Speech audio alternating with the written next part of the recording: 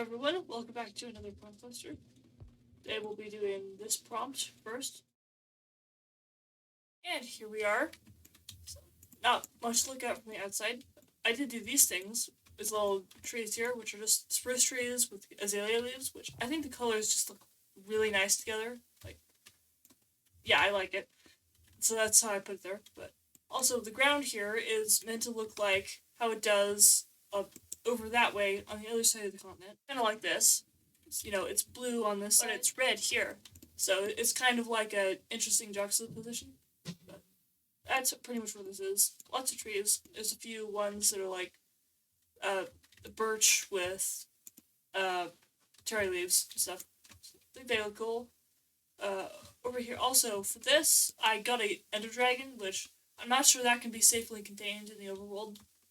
So what I did is I just summoned in a little end portal here. It'll take you to the bedrock end I made in the last episode with all the dragons in it. I feel like that kind of is a good link for that. Now here we have a portal with particles that don't work. Give me a moment. Now the particles work. Okay, so there's a portal here. It's supposed to be a special non-ancient one, but this is like a newer model. That's why it's made of stone bricks and everything. And there was wool in here and stuff because this is actually activated by a skulk sensor, so when you jump in it, it immediately puts you there. And here, well, that's good timing. All the villagers are out. But here, we just got a little cave with a village in it. Underground village. And we're lucky, I guess I timed this correctly, on accident, that all the villagers are out in the middle of the town here. So, there's a lot of rooms and houses in here, so I'm going to be kind of brief, but basically there's this big main cave here, using mainly like red, orange, pinkish granite colors. I meant to trying to keep it all warm toned, because that looked good, I think. In the middle, there's the bell to keep it like counting as a village. There's a clock, and those are underground, they can't tell.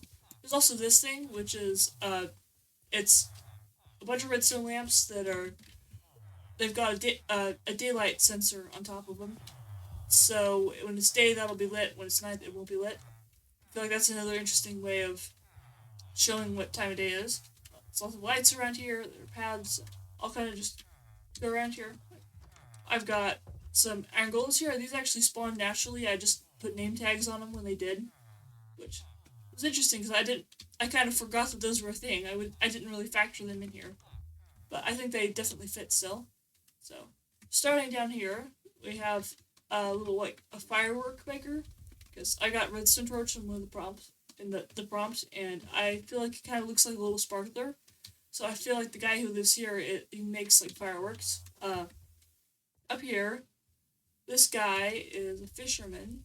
So you can see this is like a big barrel, or, I don't know, container of tropical fish. Another one of the prompt items. It's where he sleeps. Got stuff in here, fishing rod. And this kind of goes out to a little shop where he would sell the fish.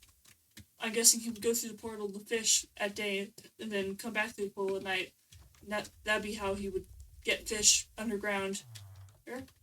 This area just goes down to a little farm down here. And it's just wheat in it, because I figure that's what these guys mainly farm. All the villagers like to farm is wheat, I guess. Over here, goes to this part, actually, because this is a bigger house. It's the biggest one in the little village, because it has 4 villagers in it. There's another iron golem that decided to spawn in here, so I named him and stuff. This is a farmer's house. That's why there's hay bales everywhere. And I just put the rooms and stuff, and some people who there's this one that was supposed to be a farmer. Apparently he lost his job or something, because I put him too far away from the composters, but that's fine. I've noticed a bunch of these guys tend to they get confused easily. They'll lose their jobs and they'll take somebody else's job and all sorts of stuff like that. So I guess I'm just gonna say they rotate jobs or something. They've got some kind of roster. Also, there's a balcony here that connects to the farmer house. They've got chests in the back and stuff. Lots of details. Over here, this is just, there's a farmer sleeping in here, apparently. As I said, they get confused. But, this is supposed to be like a weaver's house. And they sell like banners and stuff. They have their little nook here. And over here, there's no, that's the loom store. I'm sorry, I'm confused too. Apparently, all right. Oh, there's this one. This is where the nitwit lives, and I tried to give all the houses little fireplaces, but this one he's just got like iron bars onto somebody else's fireplace. I feel like that is kind of in tune with nitwit, kind of how that works.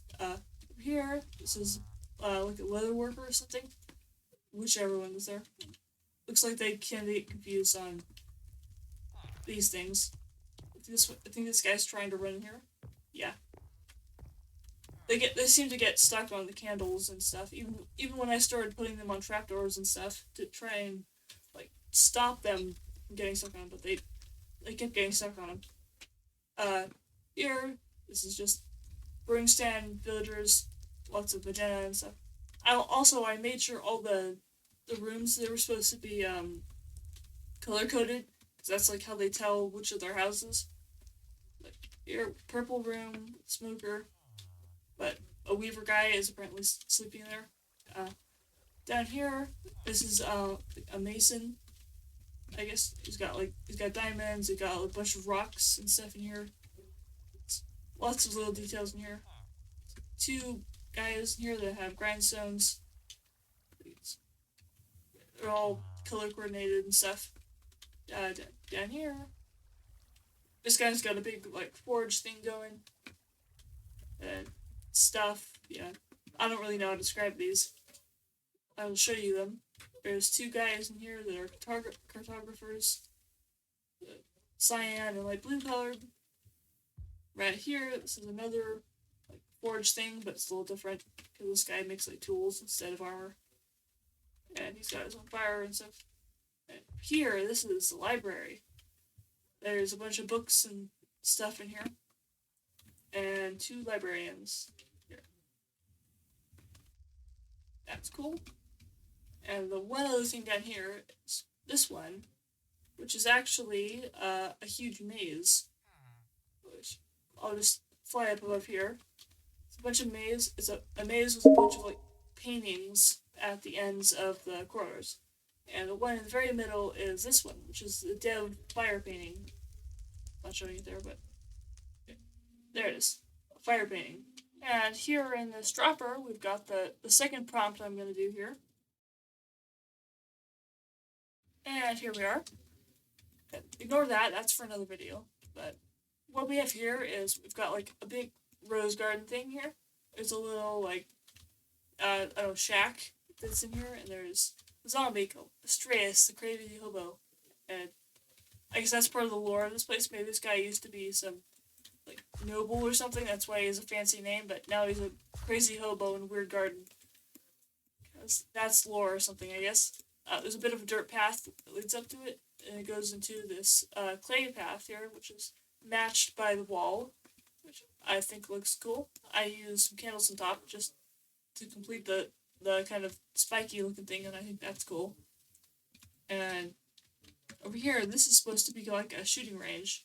It's got a rack on here with crossbows and some shields, in case somebody tries to shoot their friends or something, I guess, but this is a pretty, like, I don't know how you say it. It's very obvious how this works. It's a shooting range, you hit the targets, make them light up.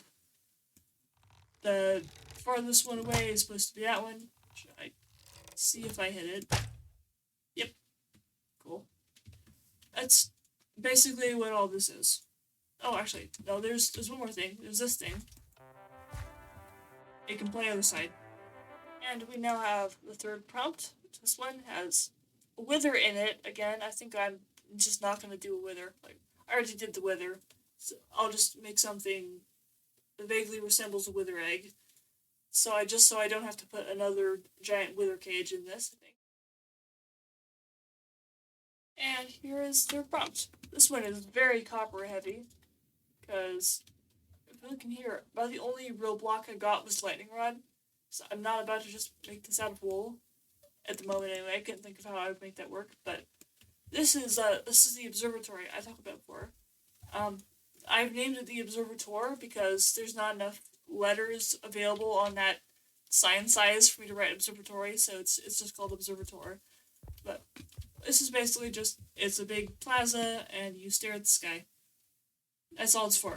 There's a bunch of lightning rods up top here, so when you have thunderstorms, I think I can summon one actually. Hold on.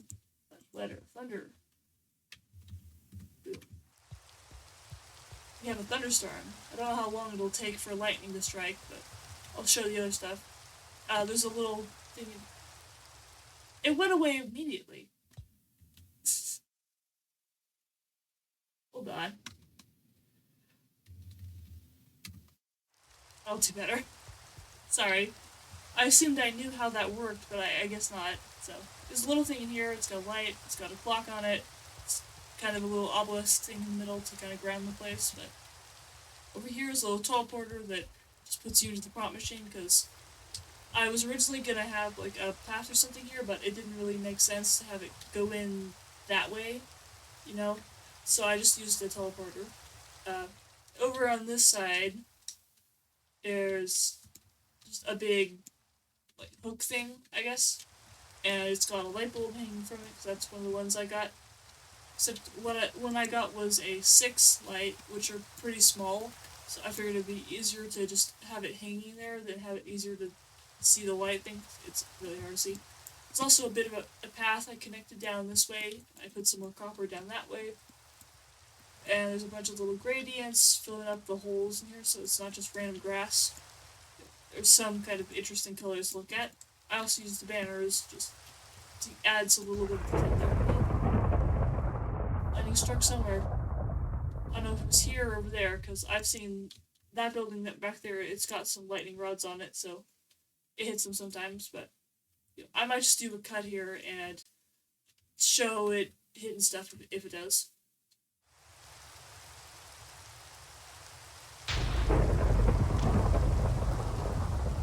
There's also a little area back here with some more gradient on the ground.